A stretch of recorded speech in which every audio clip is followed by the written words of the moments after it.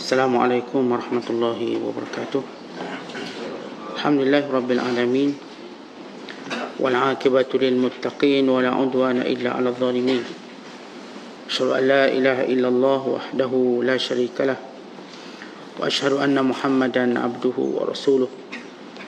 Allahumma salli wa sallim wa barik ala sayyidina Muhammad wa ala alihi wa sahbihi ajma'in wa ba'du. وقال المصنف رحمه الله تعالى ونفعنا الله به وبعلومه في الدارين آمين.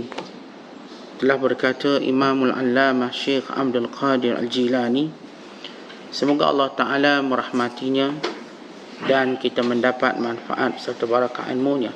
Wahai gulam, jangan cuba ingkari orang lain dengan kehendak jiwamu dan hawa nafsumu, tetapi ingkarilah mereka dengan keimananmu.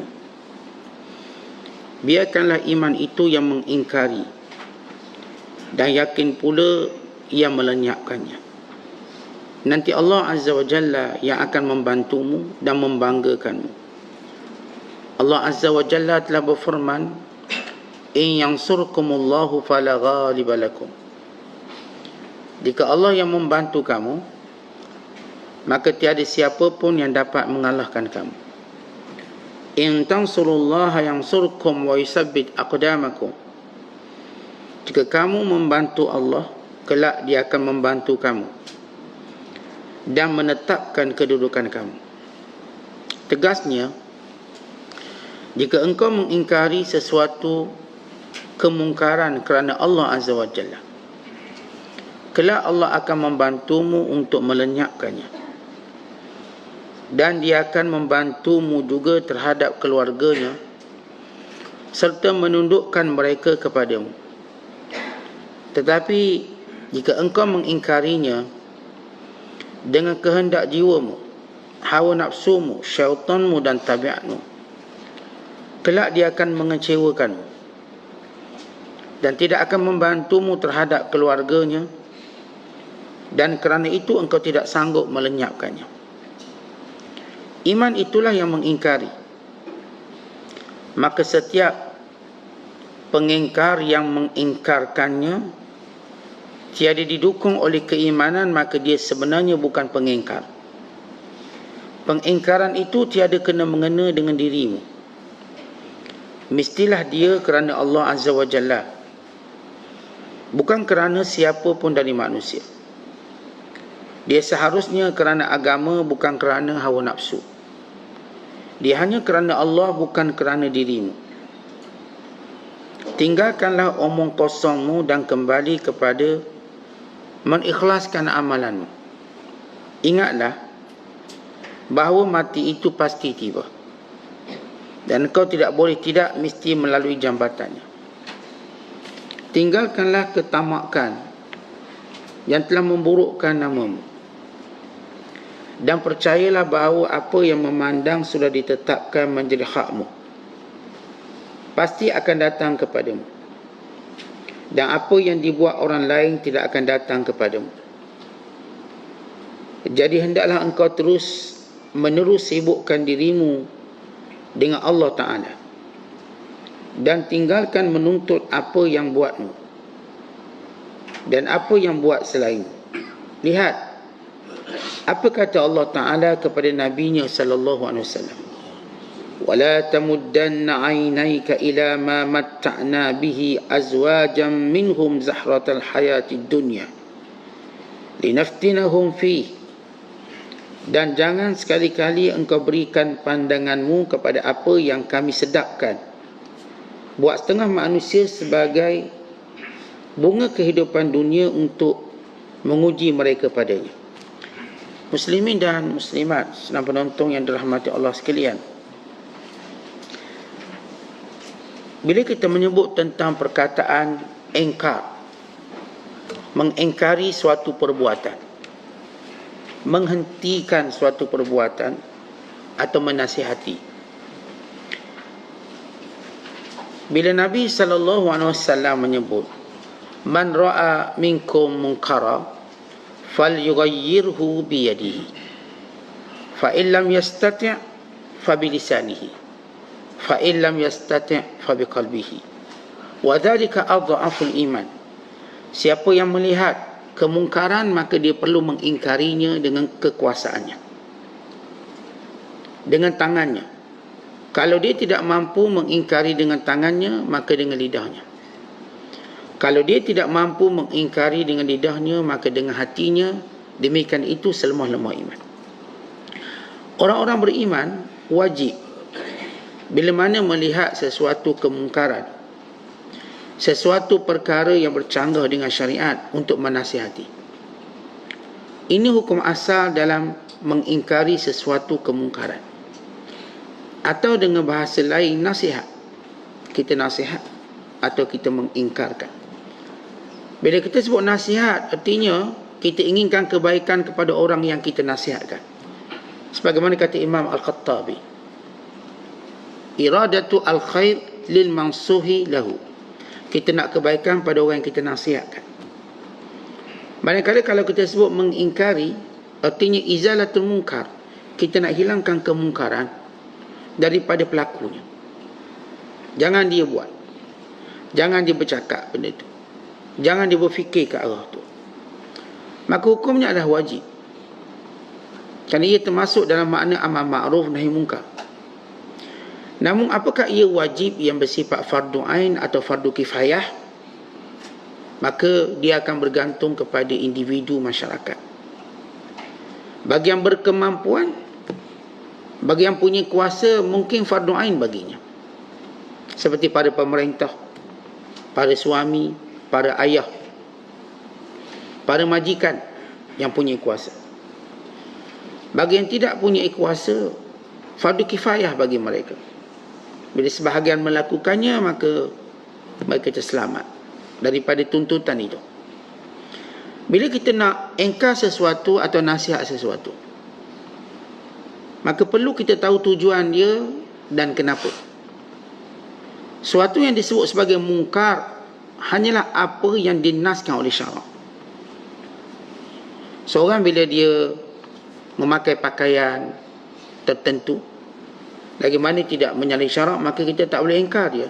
Kita tak boleh kata, kenapa awak pakai baju merah, kenapa tak pakai baju biru, kenapa pakai baju biru, kenapa tak pakai baju hijau. Maka ini kita tak panggil pengingkaran. Dan tidak ada orang layak mengingkari benda itu. Kenapa rumah awak ni 2 bilik, bukan 3 bilik, bukan 4 bilik? Maka itu bukan keingkaran. Ingkar sesuatu, menegur sesuatu, hanya apa yang syarak suruh kita tegur. Kerana ia membawa mudarat kepada diri orang tu, atau kepada kita dan masyarakat. Dan mudarat yang terbesar ialah kemurkaan Allah. Allah murka. Disebabkan Allah Ta'ala murka, maka dia mungkin terjebak dalam azab, dalam hukuman dan kesengsaraan. Kerana itu bila kita melihat sesuatu, apakah kita nak mengingkari, apakah kita nak tegur, apakah kita nak nasihat atau tidak, ia perlu berada pada neraca syarak, bukan hawa nafsu kita. Sebab itu bila Syekh Abdul Qadir kata, "Hei gulam," merujuk kepada panggilan pada muridnya. Gulam ni kalau terjemah bahasa mudah, "Hei budak." Daripada perkataan gulam, kanak-kanak. Tapi ia merujuk kepada nasihat seorang ayah pada seorang anak, nasihat seorang guru kepada murid, nasihat orang yang sayang kepada yang disayangi. Wahai gulam, dengar sini. Kalau kamu nak ingkar sesuatu, kamu nak nasihat sesuatu, bukan kerana dorongan hawa nafsu, bukan kerana dorongan jiwa kamu, kehendak kamu, ataupun bukan kerana dorongan keuntungan yang kamu akan perolehi, melainkan ia kerana keredaan Allah, melainkan dia kerana Allah Ta'ala yang perintah supaya diingkari. Sebab itu neraca dalam kita menegur, neraca dalam keadaan kita ingkar, mesti berdasarkan iman. Kan itu kata Nabi SAW waktu menyebut hak orang Islam pada orang Islam yang lain, wan nushu likulli muslim, dan memberi nasihat kepada setiap orang Islam. Beri nasihat yang mana? Yang akan menyelamatkan dia, yang menguntungkan dunia akhirat dia. Bukan para ulama dahulu, orang soleh dulu, mereka bukan mencapai darjat mereka kerana banyak solat, atau kerana mereka ni banyak puasa, atau kerana mereka ni banyak melakukan perkara-perkara seperti baca Quran atau sebagainya. Dia benar mereka buat, Tapi hakikat yang mereka capai, kata ulama, kerana 3 perkara. Fudail bin Iyad menyebut bahawa kelompok kami sampai pada kedudukan di sisi Allah kerana 3 perkara. Yang pertama ialah sakhawatul anfus, kerana kami bersifat pemurah. Sifat pemurah, kami tak kedekut. Bukan sebut kami kaya lalu kami pemurah. Kami pemurah walau apa keadaan. Yang kita nak didik diri kita, anak-anak kita pemurah dalam semua keadaan. Bukan sebab kita kaya kita pemurah, lalu bila mana kita kedekut kita pun tak pemurah. Bila kita miskin kita pun tak pemurah. Pemurah menjadi syiar orang-orang baik dan orang soleh. Siapa pun baik, siapa pun soleh, bila dia pemurah, maka itulah kesan kebaikan dia. Yang kedua, salamatus sudur, dia orang yang lapang dada. Yang dimaksudkan lapang dada, pemaaf orangnya, tidak mengambil hati cepat sangat, tak merajuk. Orang yang kita kata seorang yang matang, rasional. Salamatus sudur, berlapang dada. Dan yang ketiga ini yang kita nak tekankan, kerana suka menasihati.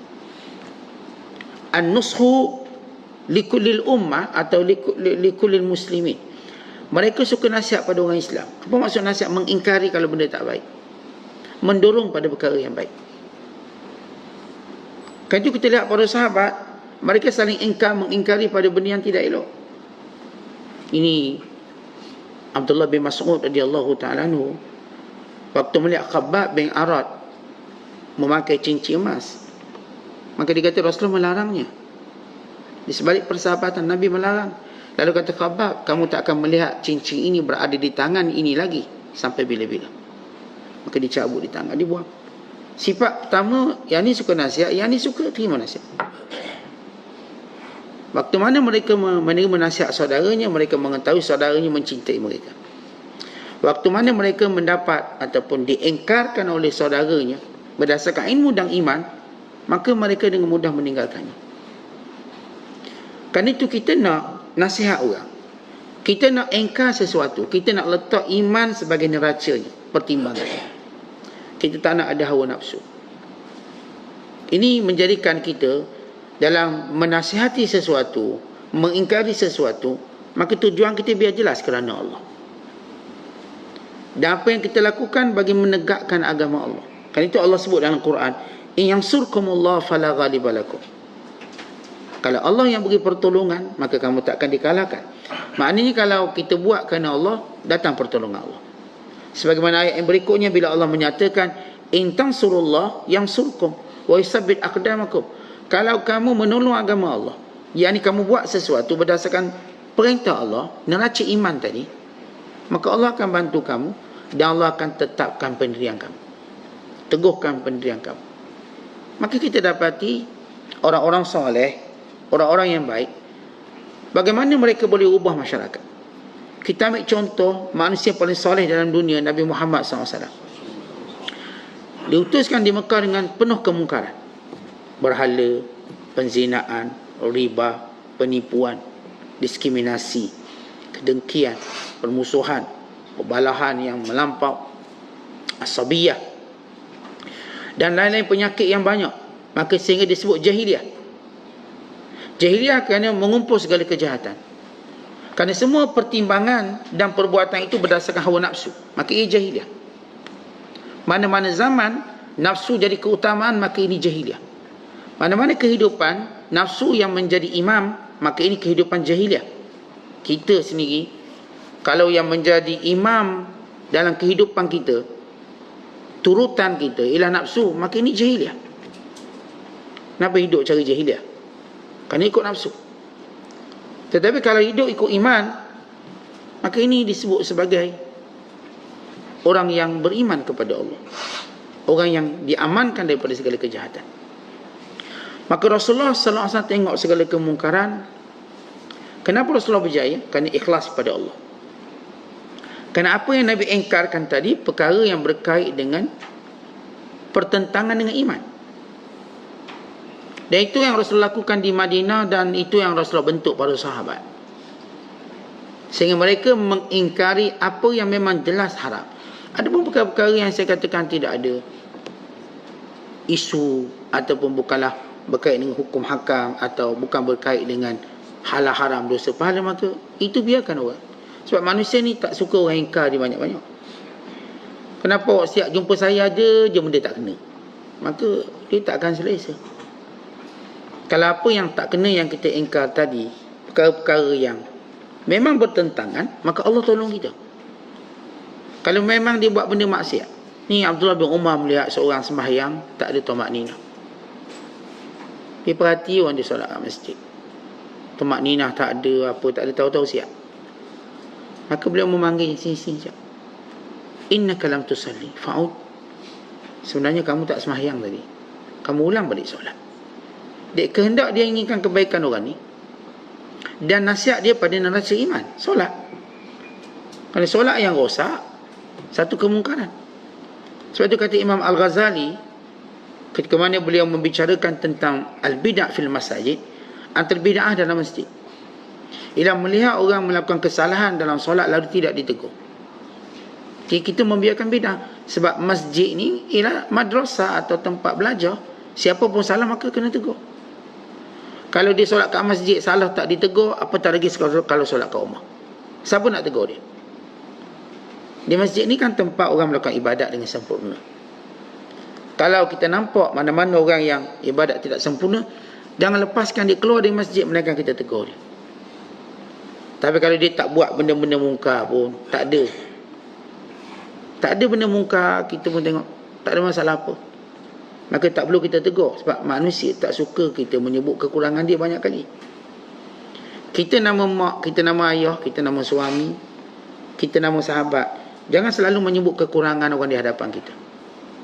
Kalau kita selalu sebut, kita tak akan bersahabat dengan dia. Kerana itu dorongan hawa nafsu kita. Kerana itu lebih dorongan kepada tabiat kita atau dorongan kepada jiwa kita. Kita nak orang ni ikut cara kita, tunduk dengan cara kita. Ada orang kata, ustaz dia tukar kepala, kita nasihat tak dengar. Awak nasihat apa? Kita nasihat dia, ustaz dia tak dengar. Kita dah nasihat dia, jangan beli kereta Honda, beli Toyota, tak dengar, degil. Tak, itu bukan degil, itu bukan keras kepala. Kerana itu bukan nasihat pun yang dalam neraca iman. Yang saya rasa awak yang lebih keras kepala daripada dia. Yang awak nak suruh orang ikut awak tu kenapa? Kadang-kadang ada orang, dia kata orang ni keras kepala, orang ni degil, tak nak terima nasihat. Dia lupa dia pun degil juga, kerana dia menyuruh orang supaya tunduk di bawah dia. Sebab itu keingkaran dan nasihat, kata ulama, dia bertukar, tidak sebagaimana sepatutnya. Dia menjadi tasallut. Apa itu tasallut? Iaitu keinginan seseorang menguasai orang dengan nasihat. Kau dengar cakap aku, dengar cakap aku, jangan lagi daripada cakap kita. Ini panggil tasallut. Tetapi manusia ni, dia tak suka dikuasai oleh orang lain. Seorang isteri, walaupun dia nama isteri, dia tak suka dikuasai oleh suami dia. Atas nama tasallut tadi. Tasallut, ini penguasaan diktator, ataupun kita sebut autokrasi, secara diktator. Seolah dia tak ada buah fikiran, dia tak ada privacy, dia tak boleh berfikir cara dia nak fikir. Dia masak, dia pun pakai puyuk ni. Kenapa awak pakai puyuk ni? Pakai puyuk ni. Suka saya lah puyuk lain. Tak boleh, kena pakai puyuk ni. Dah gaduh puyuk. Suami pula bila pakai baju, kenapa abang pakai baju ni? Abang pakai baju ni. Kenapa pula? Pakai gaduh baju. Yang nak pakai suami dia. Ini tasallut. Ya mula-mula okey, mula-mula okey. Lama-lama dia tak akan disukai. Itu suami akhirnya sorok baju dalam kereta. Sebab apa? Soal bini saya tentukan saya kena pakai baju apa. Kena sedondong dengan dia ke, sedondong dengan anak ke, dah. Dia dah setting ni. Macam budak Aslam pakai baju ni. Ikut. Macam ni. Ya ada suami dia, okeylah ustaz ikutlah. Kita bukan nak gaduh panjang, ustaz ikut. Maka dia ikutlah. Itu jalan lembek muka. Sebab jenis ikut bini, dia tak nampak karisma. Dia tak berbangga dengan baju yang dipakai sebab bukan pilihan dia. Macam anak-anak kita, kalau kita yang tentukan dia pakai baju apa, dia tak akan berjalan semangat sebab itu bukan baju dia nak. Dia pun jalan lemah. Tapi kalau dia pakai baju yang dia nak, maka dia akan berjalan dengan seronok. Ini baju yang dia suka, dia berjalan, dia gembira. Kalau dia nak pakai penutup kepala, tu kata untuk kepala buat apa, bukan hujang pun. Budak-budak sekarang dia suruh pakai tutup. Itu pakaian cara Morocco. Morocco jubah ni sebenarnya tutup. Anak-anak kita suka tutup. Jadi kita duk fikir tutup tu kalau hujan. Sebab dah biasa baju hujan macam gitu.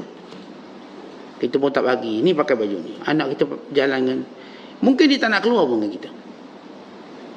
Dia nak keluar sebab mak dia suruh pakai baju sedondong dengan mak dia. Dah macam... Dia nampak macam baju perempuan pula. Dia lelaki. Kerana mungkin seorang anak lelaki dia lebih suka pakaian dia sama dengan ayah dia. Biar nampak lebih kejantanan dia. Maskulin dia. Jadi di situ kita lihat bagaimana kalau kita cuba tasallut, orang tak suka. Jangan cuba tasallut. Jangan cuba menguasai orang dengan nasihat kita. Kerana ia ada berkait dengan jiwa dan hawa nafsu kita. Jadi benda-benda yang saya kata ketat nikah. Si isteri dia nak masak peruyuk mana suka dia lah. Peruyuk asal masak sudahlah. Yang letak dalam pinggang ni, pinggang tu suka dia. Kita mungkin tanya mana pinggang yang dulu beli kat Langkawi tu. Ni macam pinggang lama zaman Jepun. Dan isteri kita memang dia suka. Yang Langkawi tu dia beli nak buat perhiasan je, bukan nak guna. Kita pun okey, tak ada masalah. Tak ada tasallut. Sebab itu yang dia buat. Kalau gelaran suami buat pula, suami beli kereta color kuning bata. Bila kata apa benda warna macam ni bang, tak lawa langsung. Carilah warna lain, warna pelangi ke. Ya, kereta dia naik, suka dia lah. Kita tak akan tasallut. Kita boleh bercakap. Kalau apa yang kita cakap jadi beban pada orang, berhenti cakap. Tentu kita boleh nasihat. Boleh cakap. Benda yang kita rasa keinginan jiwa kita, biar dia sama dengan kita atau sebagainya. Tapi kita tak boleh beri tekanan pada dia. Boleh cakap. Boleh kita sebut, kenapa kereta awak tak sama macam kereta saya? Biar sama. Kenapa ring awak tak sama macam ring saya? Biar sama. Tapi tiada tekanan. Kerana manusia tak suka tasallut. Dan nasihat dan keingkaran juga kata ulama bertukar menjadi intiqam bila tak ikut iman. Kalau kita nasihat, kalau kita ingkar berdasarkan iman, dia memang satu benda yang baik. Tapi kalau tak ikut iman berdasarkan hawa nafsu, dia akan jadi intiqam. Apa itu intiqam? Balas dendam. Oh, hari itu kau tegur aku, hari ini aku tegur kau pula. Oh, hari itu aku salah, bukan main kau suka. 1000 komen masuk. Ini gelaran kau pula salah. 1 juta komen masuk. Tentang ini intiqam. Intiqam ini menyebabkan orang kalau buat video pendek-pendek nak hentam orang. Kerana dia ni juga buat video pendek hentam, duk pakai hentam. Ini yang berlaku dalam dunia umat Islam. Intiqam. Keingkar, kita ingkar sesuatu, kita nak nasihat sesuatu bukan kerana kebaikan, tapi intiqam, balas dendam. Hari tu kau tegur anak aku, ni aku nak tegur pula anak kau. Wah, anak kita lewat semayang, dia tegur macam anak kita ni macam Haman dia buat. Kita pun nak tegur anak dia pula macam Fir'aun pula dah. Dah duduk sebaku dalam kejahatan. Tetapi hati-hati bila kita ada niat nak balas dendam nasihat orang. Nak balas dendam mengingkari seorang, kan dia tak akan beri manfaat. Dia cuma akan menyalakan api permusuhan yang lebih marak. Dan ini berlaku pada kebanyakan dunia Islam. Intiqam. Kau nampak Syekh ni silap fatwa siap. Dia tembak betul-betul. Gelayan ni pula tembak betul-betul. Akhirnya apa yang berlaku? Pelabelan. Akhirnya buat, asalkan dia cakap mesti salah. Asalkan yang ni cakap mesti teruk. Lalu masing-masing mengkritik di luar adab, di luar akhlak, di luar daripada ilmu, apatah lagi iman. Sehingga mereka lupa ayat innamal mu'minuna ikhwah fa aslihu baina akhawaykum. Orang beriman itu bersaudara, maka damaikan antara saudara kamu. Islah yang kita pernah sebut bukan sekadar maksud damai bila mereka berbalah. Sentiasa fikir nak beri kebaikan pada saudara kita. Islah. Saya nak islah saudara saya dia jadi lebih baik daripada semalam. Sebagaimana saya nak islah diri saya lebih baik daripada semalam. Tidak ada dua bersahabat, mereka bersahabat kerana Allah, melainkan mereka sentiasa nampak kebaikan-kebaikan bertambah, bukan kekurangan-kekurangan. Tapi bila kita tak ingkar sesuatu dengan iman, dia jadi intiqam, balas dendam. Dan yang ketiga, dia mungkin menjadi tasyaffi atau kita sebut ta'yib, tujuan memalukan. Dia buat tu bukan untuk nasihat, nak dia ingkar tadi untuk memalukan. Maka dia ingkar pada khalayak ramai, dia ingkar kalau hari ini dengan ruang terbuka Facebook, dia ingkarkan. Tujuannya ialah ta'yir. Apa itu ta'yir? Memalukan. Orang beriman, dia para ulama menyatakan orang beriman sifat dia apa? Al-mu'min yasturu wa yangsahu wal fajiru yahtiku wa yu'ayyiru. Kata Fudail bin Iyad. Orang beriman sebenar, dia akan tutup kaiban saudaranya dan dia menasihatinya. Tetapi orang jahat, dia akan keber atau dia akan dedahkan keaibannya dan dia akan memalukannya.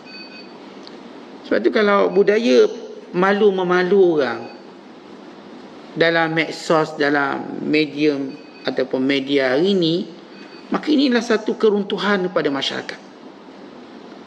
Kalau masyarakat cara gerak-geri mereka ialah saling malu-memalukan, ini yang berlaku dalam politik yang tidak matang. Ini yang berlaku dalam perselisihan yang tidak matang. Perbalahan. Patutnya tuan-tuan dengan perbalahan kita tu, dia mungkin makan masa 2 hari selesai.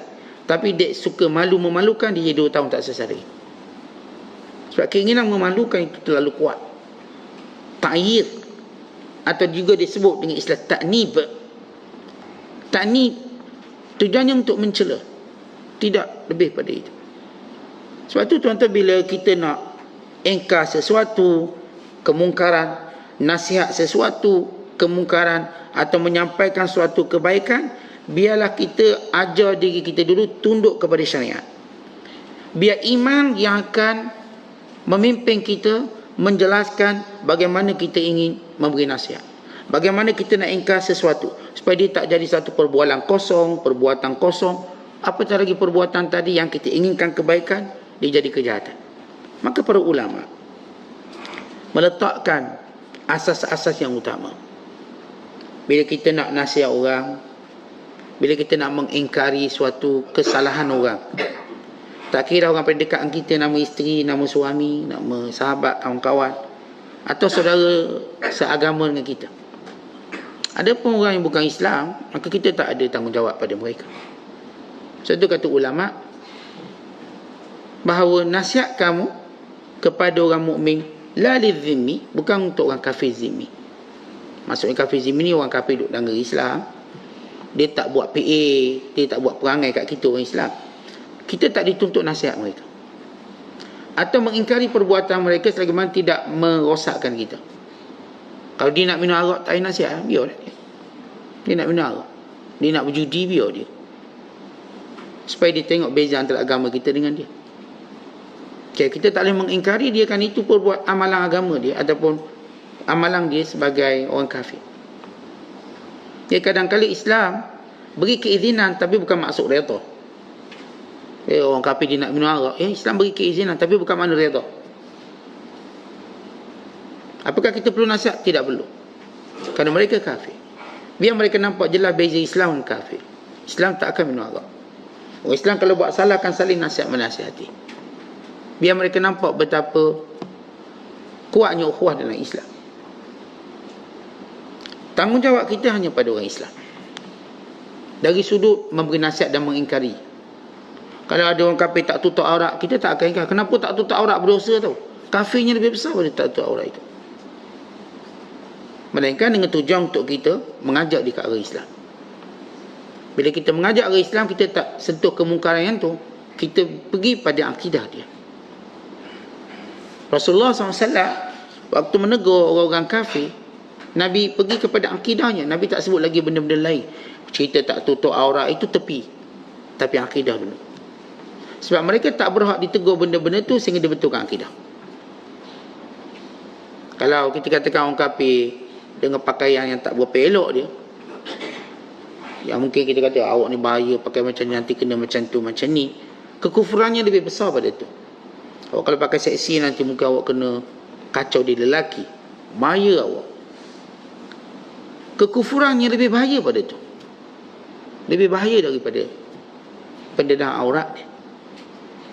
Melainkan kalau didedahkan aurat di hadapan orang Islam, kerana akan memberi mudarat pada orang Islam. Kita nak panggil dia datang mandi kahwin, dia orang kafir ni, kita beritahu dia awak jangan pakai seksi. Sebab kita kenal dia ni mungkin pakai seksi tempat lain. Awak mandi saya ni orang Islam ramai, saya panggil ustaz-ustaz, tok guru panggil ni. Tiba dia mari duduk depan ustaz, dah huru-hara dah tempat tu. Dia duduk depan orang soleh yang mungkin selama ni tak pernah tengok maksiat secara terbuka. Dia biasa tengok makanan je. Aku dah sebut tengok makanan, dia tak tengok maksiat. Tiba pergi majlis macam ni nampak maksiat. Dan kita yang mempunyai majlis kenal orang kafir ni, dia suka berpakaian yang tak berapa elok. Jadi kita nasihat dia untuk elok mudarat. Awak nak datang tempat saya, awak pakai baju kurung, awak pakai sekian-sekian. Sebab dia menjejaskan orang Islam. Atau mungkin anak-anak kita tengok, lalu kita pesan pada dia, ni ada anak-anak saya, awak pakai elok sikit lah. Kalau dia nak minum arak, awak jangan minum arak kawasan tempat orang Islam. Dia nak minum arak dekat tempat jauh daripada orang Islam, terpulang pada dia. Jadi di situ kita tahu bagaimana nasihat. Asasnya kita tak ada tanggungjawab nasihat pada orang kafir. Tanggungjawab kita kepada orang Islam. Sebab kita ada ikatan ukhuwah. Kita tidak ada ikatan dengan orang kafir. Kita ada ikatan dengan orang Islam. Innamal mu'minuna ikhwah. Innamal mu'minuna ikhwah. Orang beriman bersaudara. Maka bila mana kita nak nasihati mereka, ada perkara yang kita mesti jaga. Yang pertama, kata ulama, biar pendorongnya ialah kerana kecintaan kita pada kebaikan. Dafi'uhu mahabbatul khair. Waktu mana kita nak engkar sesuatu, kita nak nasihat sesuatu, apa dorongannya? Dorongannya ialah inginkan kebaikan. Kita suka tuan-tuan benda baik ni orang buat. Kita suka. Saya suka tengok orang solat, orang tutup aurat. Dorongan saya kerana suka saya pada perbuatan tadi menyebabkan saya suruh orang buat. Bila saya tengok benda yang tak elok, maka saya mencegah dia. Kerana saya inginkan dia berada dalam kebaikan dan rahmat, bukan dalam kemurkaan Allah. Biar dorongan tadi kerana kita mencintakan kebaikan. Yang kedua, kata ulama, biar dia ikhlas. Apa maksud ikhlas? Ikhlas bererti dia nak pahala di sisi Allah. Bukan nak tunjuk dia lebih pandai pada orang tu, lebih baik pada orang tu. Dan perkara yang perlu kita jaga waktu kita nasihat dan kita ingkar, jangan merasakan kita lebih baik pada dia. Kerana mungkin itu satu kemungkaran yang kita tengok, yang lain-lain mungkin kebaikan. Manakala itu mungkin satu kemungkaran yang kita cegah, kita sendiri mungkin buat mungkar yang lain. Kita duk tengok dia salah tajwid satu, apa tak dengung misalnya, lalu kita kata tak erti tajwid lah tu. Ni belum orang dengar kita baca. Kita baca dengan makhraj hurufnya fa, sifat hurufnya fa, lagi teruk kita. Sebab sentiasa orang bila tengok salah orang, jangan rasa kita tak banyak salah. Kita mungkin banyak salah pada dia, tapi waktu itu Allah tunjuk salah dia depan kita. Tapi apakah kita manusia tak buat salah? Bila seorang menasihati, apakah dia sempurna? Tak ada orang yang sempurna dalam dunia ni.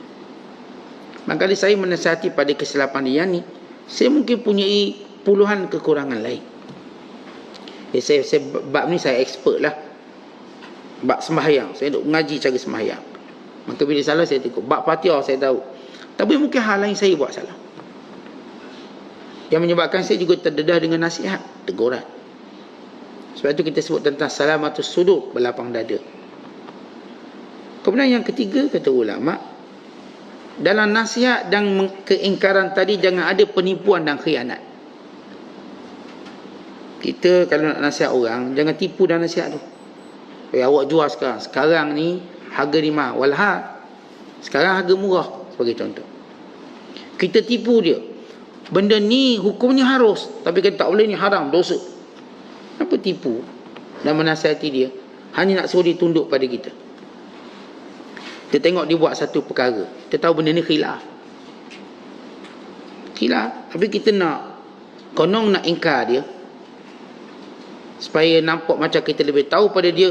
Lalu kata ini dosa ni, ini salah ni, ini itu, ini. Kita menipu dan nasihat, walau apa yang dia buat tak salah pun, maka kita khianati dia. Sebab kita jangka setiap orang beri nasihat, setiap orang beri teguran, dia tegur benda betul, bukan benda tipu. Kadang-kadang kita buat, setengah orang ni dia dah buat benda tu betul, tapi ada orang yang saya sebut, dia nak tasaluk menguasai orang lain, maka dia anggap benda ni salah,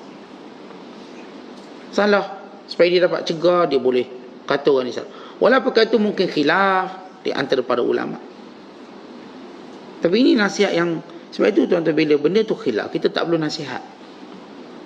Tak perlu kita nak nasihat. Kalau benda tu bukanlah perkara haram, tak perlu nasihat. Jangan kita pula lebih sudu dari kuah kata haram. Misalnya, kita tengok orang makan daging mentah. Kita kata haram dia makan daging mentah. Ya, kita tipu dalam mengingkari. Kita tipu.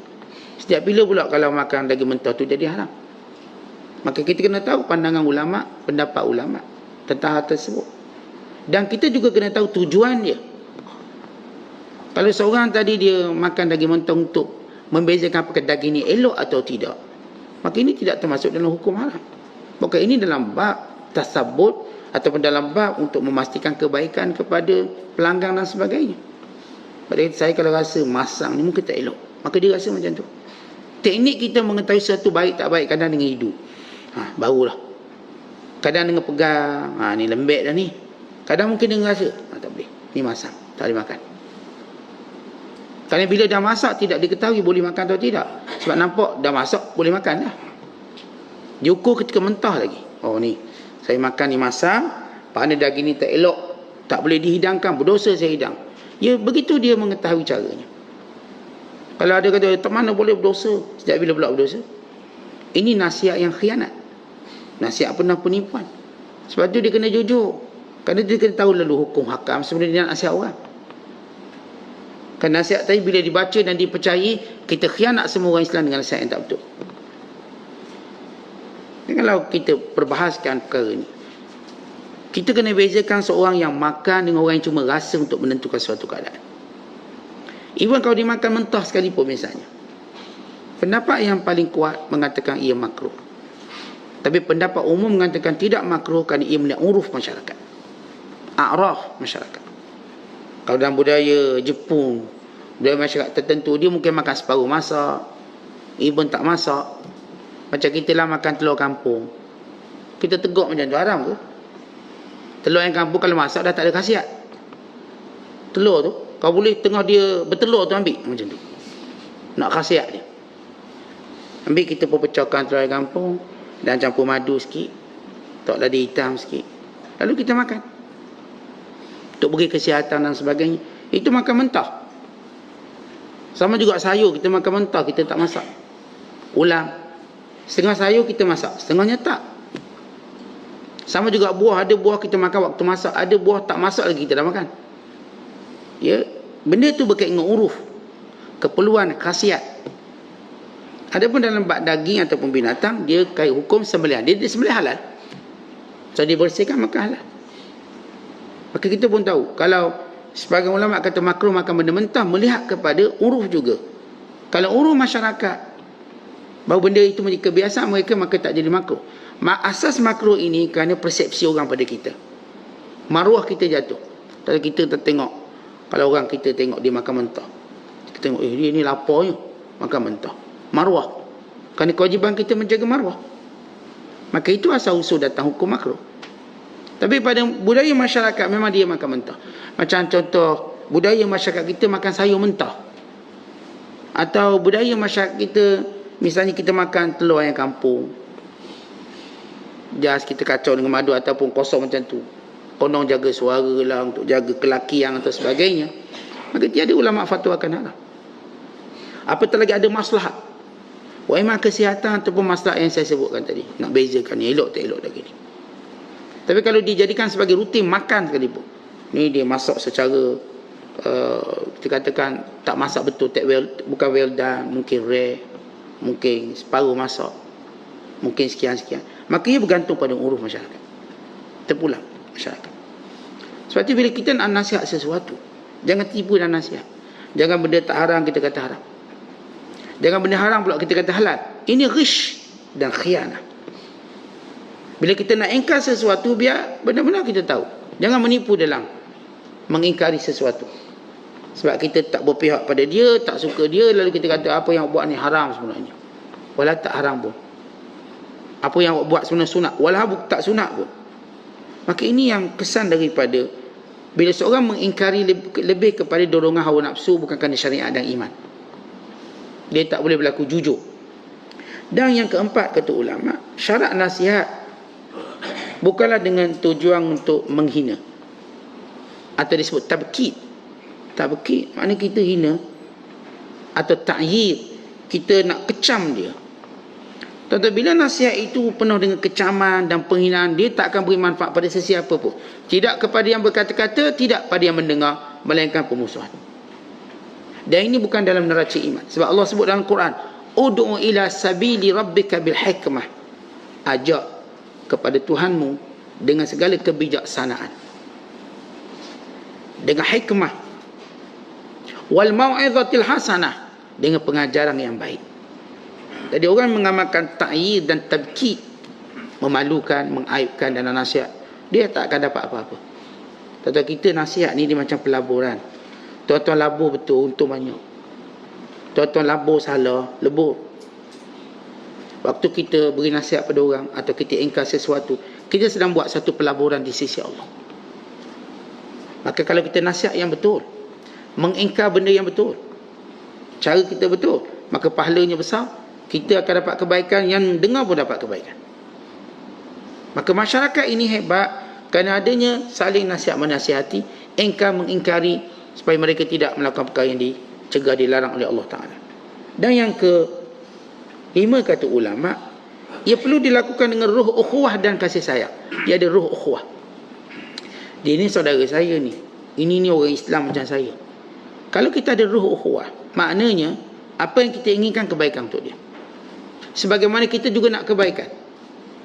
Bila kita sebut ruh ukhuwah, kita saling melengkapi. Saya tidak akan lengkap melainkan dengan dia, dia tak akan lengkap melainkan dengan saya. Maka itulah ukhuwah kita. Kita saling perlu memerlukan. Umpama kita ialah mata dan telinga, saling memerlukan. Umpama kita kaki kanan, kaki kiri, saling memerlukan. Tangan kanan, tangan kiri. Maka ini ukhuwah. Kalau kita sebut dalam satu kereta, tayar kanan, tayar kiri, tayar depan, tayar belakang, itulah ikatan ukhuwah. Diikat supaya dapat bergerak sekali. Maka orang beriman, bila kita sebut dicubit peha kanan, peha kiri, terasa juga. Itu dia ruh ukhuwah. Sebab itu Nabi kata, masal mu'minin fi tawadihim wa ta'atufihim wa tarahumihim kamasalil jasadil wahid. Iza ishtaka minhu udwan tada'a lahu sa'irul jasad bis sahri wal humma. Bandingan orang beriman dari sudut kasih sayang mereka, dari sudut saling mengasihi antara satu sama lain. Umpama satu jasad, bila satu jasad yang sakit, maka semua jasad lain akan berjaga malam, dan semua jasad lain akan demam. Tahu kenapa demam? Sakit kaki. Kaki kita sakit, duk tahan sakit sampai demam. Sakit perut, tapi badan demam. Kenapa? Tahan sakit perut. Seluruh anggota lain tak selesa. Kita sakit gigi je, terus tak boleh tidur malam. Demam naik, darah pun naik. Kenapa? Salah satu anggota kita sakit. Maka seluruh jasad respon untuk menunjukkan simpati. Maka ini dia ruh ukhuwah. Kita tengok dia buat salah, kita bimbang. Nanti batal puasa dia, batal semayang dia. Kita nak suruh semayang dia Allah terima, sebagaimana kita harap semayang kita juga diterima. Maka kita tegur kesalahan solat dia, kesalahan puasanya. Kita nampak dia tutup aurat tak sempurna. Ni duk tawaf Kaabah, tutup aurat tak sempurna. Kita bimbang batal tawafnya. Kita cakap ni, rambut nampak tu tutup sikit. Pusingan tadi ke burn lah, tambah. Kalau kita tahu syarat tawaf tadi mesti menutup aurat, lelaki dan perempuan. Kita nampak sahabat kita pakaikan ihram, mungkin ikatnya tak betul, bila dia jalan nampak pehanya, lalu kita tegur, nampak aurat. Kita bimbang ibadatnya terbatal. Datang jauh-jauh dari Malaysia buat umrah salah. Bukan kita nak tunjuk kita pandai depan dia. Ia juga mungkin berlaku pada kita. Dia aurat ni kadang kita pun tak sedar dia terbuka.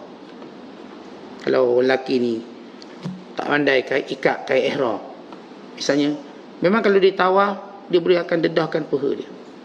Perempuan pun sama. Kadang perempuan terlepas pandang, ni anak rambut ni keluar belakang anak-anak ni.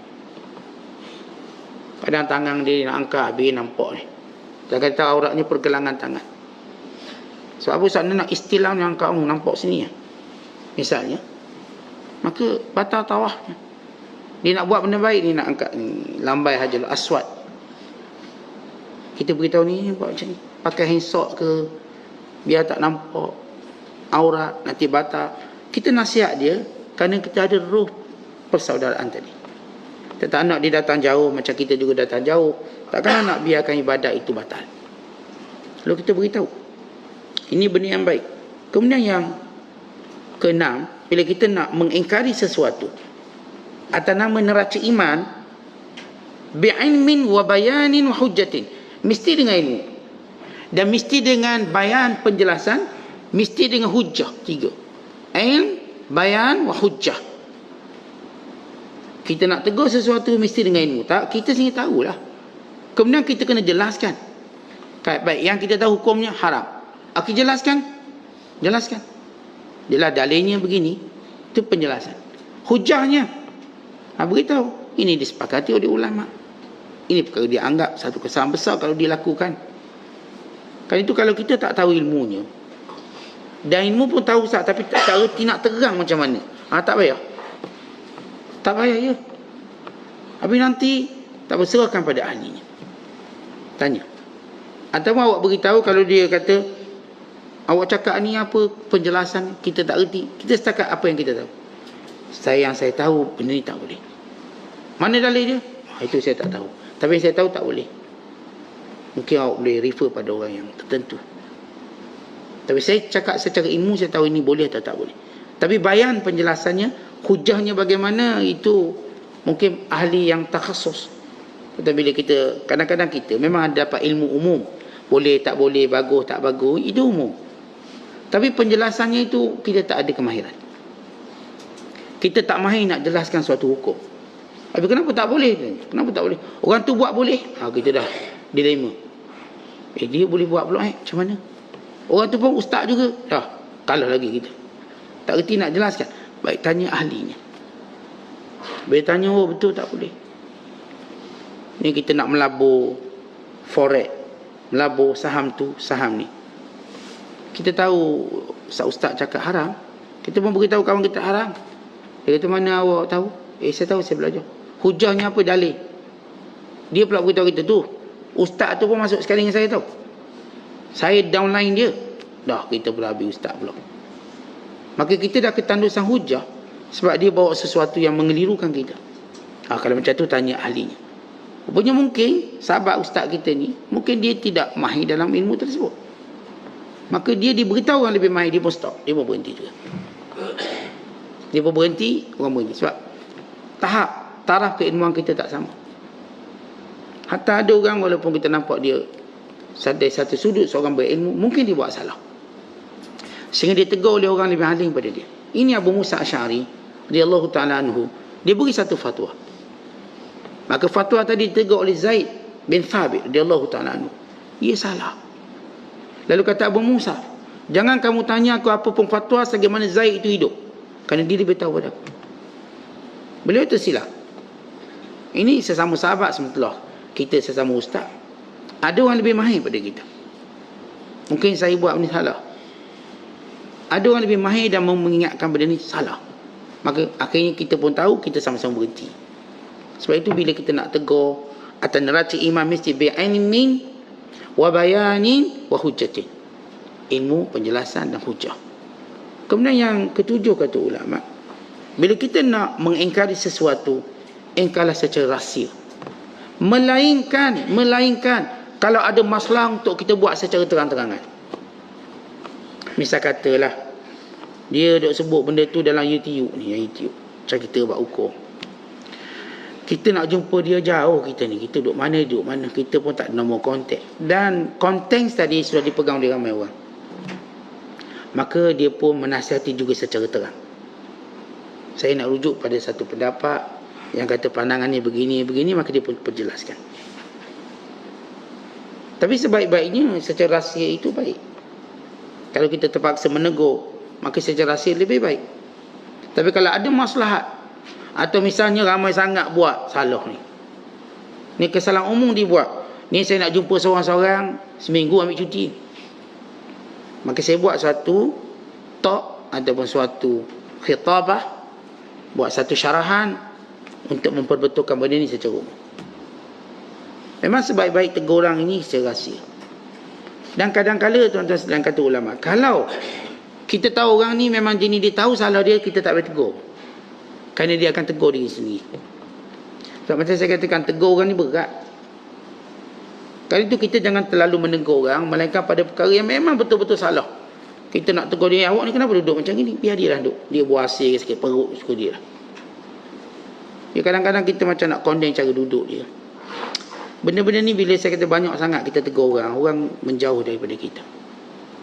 Jangan. Tegur dia, kenapa awak ada jerawat? Tegur lagi. Kenapa awak ni hitam sikit nampak? Tegur lagi. Semua benda kita nak tegur. Orang takkan selesa pun dengan kita. Biar waktu kita nak sebut sesuatu tentang dia, biar dia berkaitan dengan iman. Yang merugikan iman dia, yang membahayakan iman, yang ni kita nak tegur.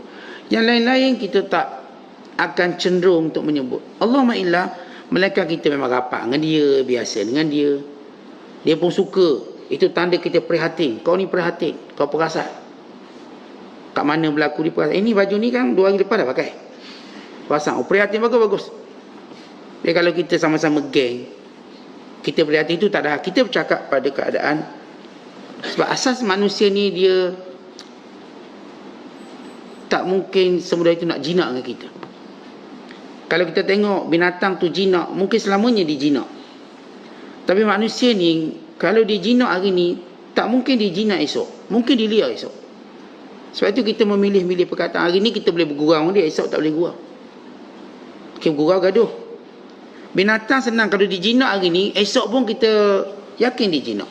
Ini anjing liar, kita jinakkan dia. Ini kuda liar, dia jinak sekali, selamanya dia jinak.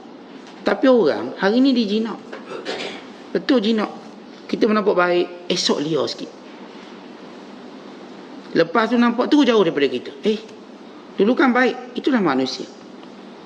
Jinak-jinak manusia ni lebih, kita katakan tak boleh kita nak banding atau kias dengan jinak binatang. Jinak binatang dia akan terus kekal dalam satu tempoh panjang. Jinak manusia tidak semudah itu dia nak kekal. Kita tengok suami isteri sudahlah baik. Saya punya bakar isteri saya punya baik. Tu dia jinak sebelum bakar isteri. Dah jadi isteri dia slow sikit. Dah dapat anak lagi slow. Dah dapat cucu lagi slow. Dia mula nampak liar. Ni bini dia tak nak tidur, dia nak tidur sama cucu je. Nak tidur sama menantu je. Manusia tu liar. Terutama bila kita gagal menangani dengan baik. Nampak dia duduk dalam satu rumah tangga tapi masing-masing jiwanya yang disebut oleh orang Arab sebagai tanafurul qulub. Jiwanya liar. Suami baru cakap sikit, abang tak payah cakap. Abang ni kerjanya cari salah saya je. Dari muda sampai ketua tak habis-habis dah. Bini pun sama, awak tak payah cakap. Awak nampak saya lemah je. Setiap daripada mula kahwin sampai sekarang. Dia jadi tanafurul qulub, hati sentiasa liar. Dia nampak duduk sekali, duduk sebumbung, tapi masing-masing muka ketat. Muka ketat. Berlakon sekali-sekali je masa ambil gambar berlakon. Itu pun masih gaya bebas. Tunjuklah sikit love-nya itu. Realiti tak boleh. Sebab ia berpunca daripada banyak tegur yang tak bermanfaat. Kalau kita terlalu banyak tegur benda tak manfaat, memang dia akan jauhkan kita. Sebab saya katakan manusia ni suka bebas. Kita nak bebas bertindak, bebas itu, bebas ini. Maka kita raikan kebebasan mereka. Walaupun dia anak kita, dia ada kebebasan dia. Tak kita nak beli mainan, biar dia suka. Kalau tuan-tuan beli mainan yang tuan-tuan suka, dia tak suka, dia akan campur kat rumah. Dia tak main. Kalau beli yang dia suka, maka dia akan main. Daripada dalam kereta lagi dia main. Sampailah balik rumah. Tak, saya akan beli mainan mana yang sesuai. Saya suami, saya akan pilih Ustaz warna apa yang sesuai dengan bini saya. Maka akhirnya isteri dia beli tapi tak pakai. Suaminya pun sama. Bila semua kontrol orang, semua kita kontrol orang. Tak, Islam tak ajar kita kontrol orang. Bila Islam menyebut tentang dikontrol dengan syariat, kerana syariat itu sifatnya adalah ringan. Ringan. Islam ajar kita semayang, mudah semayang, dah. Lepas tu Tok Imam nak wirid lama mana, dia tak boleh kontrol kita. Kita makmum nak bangun, bangun lah. Kalau imam ni nak suruh makmum ikut dia, maka dia bersederhana. Dia wirid sederhana. Terus dia wirid panjang, setengah jam wirid. Baca maksurat 3 kali ulang. Esok orang tak datang. Sebab kamu cuba menguasai kami dengan benda yang bukan dalam neraca iman. Sedangkan kami diberi kebebasan. Hatta Nabi SAW bila menyatakan iza amma ahadukum falyukhaffif fa inna fihimus saghir wal kabir wazal hajah. Bila seorang menjadi imam, ringankan solat kamu. Di belakang kamu ada budak kanak-kanak. Di belakang kamu ada orang tua. Di belakang kamu ada orang yang ada hajat. Dia nak cabut awal sebab nak kerja. Dia nak cabut awal sebab dia ada mesyuarat. Macam-macam benda. Maka bila kita imam, jangan paksa makmum mengikut cara panjang kita. Maka kita kena meraihkan keperluan mereka. Sebab tu bila ada sahabat yang baca panjang sehingga ada makmum mufarakah, Rasulullah panggil sahabat ini. Nabi kata, afattanun anta ya ibn Mas'ud? Apakah kamu nak fitnah agama ini wahai Ibnu Mas'ud? Yassiru wa la tu'assiru, basyiru wa la tunaffiru. Mudahkan, jangan susah. Beri berita gembira, jangan berita yang menghalau manusia. Sebab tu tuan-tuan, bila kita kait kebebasan agama ni, di dalam peraturan agama ada kebebasan yang luas. Walau orang kata ustaz agama tak bebas, tak, agama dalamnya ada kebebasan terpimpin yang baik. Agama suruh tutup aurat, dan kita nak pakai macam mana terpulang, tutup aurat. Dia punya kriteria hukum tutup aurat. Dan di situ diberi kebebasan pada kita, yang nak pakai baju Melayu, nak pakai jubah, yang nak pakai bersamping, yang nak pakai berini, berbatik, terpulang. Awak tutup aurat, silakan datang ke sini. Kita tak pernah ajar orang nak semayang pakai jubah belaka. Kita kata nak solat, tutup aurat. Dia orang datang dengan baju kilang, dia orang datang dengan baju profesional dia, dia orang datang dengan baju kerjanya, dia orang datang dengan pakaian itunya ini. Asal dia tutup aurat, kita tak akan tegur. Awak nak semayang pakailah jubah. Apakah itu neraca iman? Neraca iman tutup aurat. Kalau orang datang solat, saya tak pernah peduli dia pakai baju apa. Selagi mana dia tutup aurat, kita lihat orang akan rasa bebas. Sebab itu di masjid, warna-warni makmumnya. Warna-warni makmumnya. Kerana mereka cuma faham satu benda, tutup aurat. Kemana pun mereka pergi, mereka boleh singgah masjid solat. Kerana piawaian Islam dan iman sebut tutup aurat. Bila mana mereka dedah aurat, baru kita tegur, ini dedah aurat batal solat. Kita tak tegur warna yang dipilih, bentuk pakaian. Dia nak pakai baju Afrika datang solat. Kau ni orang Melayu pakai baju Afrika apa sah? Kita tak ada hak, suka dia lah. Nak pakai baju orang Afrika Masai ke, orang Hotentok ke, orang Pangang ke, Jakung ke, asalkan dia tutup aurat. Tak, dia ni pakai sari sah. Kalau sari ditutup aurat, kita pun tak ada masalah. Dia nak pakai baju Pakistan, tutup aurat, kita tak ada masalah. Tu dia bagaimana kebebasan Islam. Sebab tu jangan kita tegur benda yang tak ada kaitan dengan iman. Melainkan saya kata kalau kita ni rapat, kita suka bergurau, kita dah biasa, memang suka tegur dia. Kau ni muka Melayu, baju Mak Saleh, kita tegur saja. Ini kena bangga dengan kemelayuan kita. Dia sama dia tak apa. Tapi secara manusia tak boleh. Tak ada seorang boleh menghina. Awak ni hidung kemek makan stik. Apa benda? Makanlah lontong. Ini makanan Melayu. Ni marah orang makan stik. Suka dia lah. Lainlah kalau dia makan chopstick, apa boleh kita tegur? Bahaya ni. Nanti lekat mati. Jadi kalau mereka menggunakan budaya lain yang tidak bercanggah dengan Islam. Ni dia orang makan, dia nak makan chopstick. Suka dia lah. Awak ni muka Melayu makan chopstick. Suka dia. Asalkan dia baca doa, dia beradab makanan. Jadi kalaupun kita nak beritahu lebih baik makan dengan tangan, tapi dia lebih selesa makan macam tu, silakan. Sebab benda tu tak bercanggah dengan syarak. Tentu kalau saya katakan kita duk tegur semua benda orang, tak ada orang suka kita. Tak ada orang suka kita, akhirnya kita mungkin terjauh daripada masyarakat. Dan di antaranya ialah bila kita nak negur, maka menggunakan ibarat yang paling baik. Ahsanul ibarat. Tetap pilihlah perkataan paling baik. Sebab tu penting kita belajar bahasa Melayu. Supaya kita perkataan sesuai nak sebut, tak sesuai disebut. Perkataan ni bunyi kasar atau tak kasar. Maka sebab itu banyakkan pembenaran kata-kata baik. Tentu kata-kata yang baik, misalan, perbandingan, simpulan bahasa dan lain-lain yang jauh lebih memberi kesan yang besar. Sebab manusia ni bila ditegur, dia macam kita tekan switch dia. Kita tak perlu direct dengan dia. Lampu di ujung sana, switch di ujung sini, tuan-tuan tekan switch. Yang ada lampu tu. Mana ibarat yang baik, kita cakap secara umum je. Dia faham. Dia akan faham kita tak perlu direct pada individu. Sebab itu para ulama yang mutqin dalam bidang menegur, dia bercakap umum, berpuluh ribu manusia insaf dengan ibarat bahasa yang digunakan. Sebab itu Al-Quran ini adalah ibu segala teguran manusia. Bahasa yang paling tinggi digunakan oleh Al-Quran, bahasa paling indah, mukjizat, dengan keindahan bunyinya dan semuanya untuk menegur manusia. Al-Quran bukan datang bahasa kasar, tidak. Bahasa Al-Quran datang dengan seindah-indah bahasa. Bahasa Arab yang paling indah, dengan bunyinya. Ni dia boleh bertaranung sampai mengalir air mata. Tapi dalam tu teguran pada kita. Ngaji sedap, suara lunak, tapi dalam tu teguran. Quran, ayat-ayat yang kita baca dengan keindahan ayat-ayatnya, terkandung ribuan teguran pada kita manusia. Lihat ibarat yang cantik. Sama juga kita, bila mana kita nak tegur orang, maka kita tegur dengan menggunakan ibarat yang cantik. Kemudian yang ke-9 kata ulama, kita kena sabar kesan daripada teguran kita. Mungkin dia tak peduli, mungkin dia balas bahasa kasar, sabarlah. Kalau kita pula tak sabar, jadi dia pula tegur kita. Kita naik angin teruk pada dia lagi. Maka tak patut kita menegur tanpa kita ada sifat sabar. Kena ada sabar. Kemudian yang ke-10 kata ulama, mesti kita ada kitman. Kitmanus sir, merahsiakan rahsia.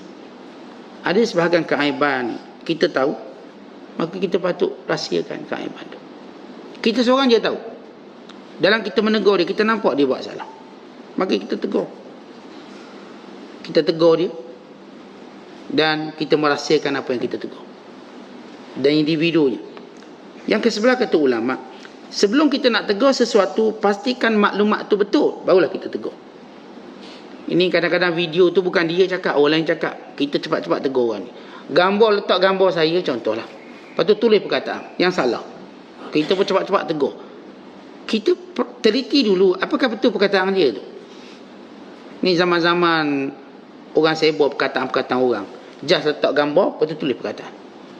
Ya, kalau perkataan tu baik, okey lah, kita boleh tumpang kebaikan. Kalau perkataan tu mungkin merosakkan reputasi dia, sebagaimana skema politik buat. Dia orang-orang politik duk gaduh, dia buat skema. Cara dia, letak gambar orang ni, dia kata orang ni, supaya persepsi orang buruk padanya. Tuan-tuan, Islam tak benarkan kita. Jadi kita nak tegur ni, pastikan kita benar-benar memerhatikan keabsahan, kesohihan kata-kata itu dinisbahkan pada dia, barulah boleh tegur. Kalau tak tahu ni orang dah viral, ya ke dia cakap, saya tak tegur. Itu mungkin fitnah. Dan yang ke-12 kata ulama, mencari waktu yang sesuai. Al-waqtul munasib, cari waktu yang sesuai. Kerana kata Abdullah bin Mas'ud, manusia ni dia ada waktu ke depan, dia ada waktu ke belakang. Maknanya waktu dia nak baik, nak semangat, waktu tu kita tegur. Ada waktu dia ke belakang, jangan ditegur. Waktu dia futur, lemah, jangan ditegur. Bahkan kadang-kadang kita, tuan-tuan, nak tegur orang jahat, jangan tegur masa dia jahat, dia tak mungkin berubah. Tegur masa dia sakit. Dia sakit, kita ziarah dia, kita tegur. Dia beri kesan besar. Ramai mana orang-orang sakit, lembut hatinya bila dia tegur. Tapi kalau tengok dia gangster, kita nak tegur dia, tatu ke itu, kita tak akan dialu-alukan. Maka kita akan dapat respon yang tak baik. Tapi tunggu waktu di mana jiwanya lembut, lalu kita boleh menegurnya. Dan yang ke-13 kata ulama, kita yang menegur, kita sendiri perlu beramal dengan apa yang ditegur. Jangan dikata awak pun sama. Wa ma uridu an ukhalifakum ma anhaakum an. Kata Nabi Allah Syuaib kepada kaumnya, aku tak mungkin menyalahi apa yang aku larang kamu buat. Maknanya apa yang aku larang, aku pun tak buat benda tu. Lepas tu bila kita larang suatu benda, kita pula buat, maka ini satu keaiban.